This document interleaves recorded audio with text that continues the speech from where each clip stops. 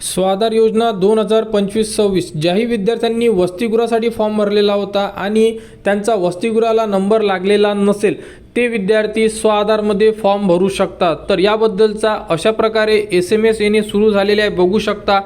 Just हा SMS प्राप्त झालेला आहे। तुम्ही यामध्ये टाईमसुद्धा बघू शकता, 6:29 हा SMS आलेला आहे। अर्जदार आपला 2024-25चा वसतिगृह अर्ज निवड न झाल्यामुळे अर्ज आपल्या लॉग इनला परत पाठविण्यात आला आहे।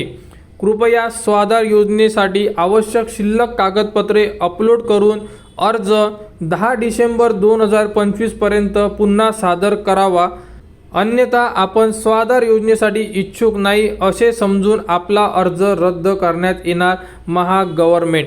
तर अशा प्रकारे SMS येणे सुरू झालेले आहे। ज्यांनीही म्हणजे जे विद्यार्थी फर्स्ट इयरला होते आणि त्यांनी हॉस्टेलसाठी अप्लाय केलेला होता की हॉस्टेल जर मिळालं तर ते विद्यार्थी हॉस्टेलला ॲडमिशन घेऊ शकत आहेत, आणि ज्या विद्यार्थ्यांचे हॉस्टेलला नंबर लागणार नाही त्या विद्यार्थ्यांना स्वाधारमध्ये त्यांचा फॉर्म कन्वर्ट केला जाणार। तर कन्वर्ट कसा होणार, तर कन्वर्ट करण्यासाठी तुम्हाला तुमचा जो फॉर्म आहे हा परत पाठवण्यात येते। परत पाठवण्यात येते म्हणजे तुमचा फॉर्म सेंड बॅक करण्यात येतो। सेंड बॅकचा व्हिडिओ आपण जस्ट सकाळी दिलेला आहे की त्रुटी पूर्ण करण्यासाठी सुद्धा सेंड बॅक होते। जर तुमचा हॉस्टेलला नंबर लागला नाही तरी तुमचा फॉर्म सेंड बॅक होतो।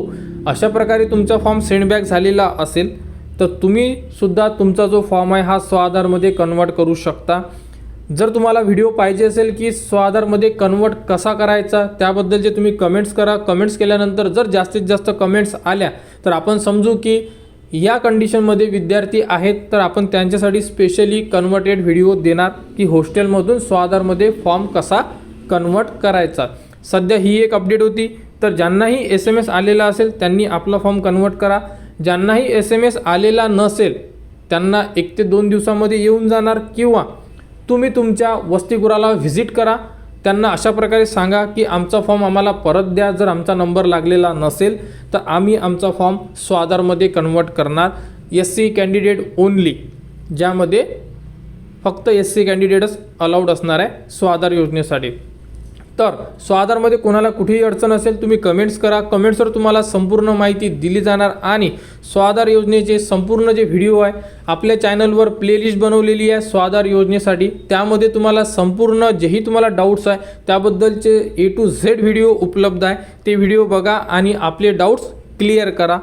स्वाधारच्या पुढील अपडेटसाठी चॅनलच्या कनेक्टमध्ये राहा, टेलिग्राम चॅनल जॉईन करा आणि आपल्या चॅनलला सबस्क्राईब करा।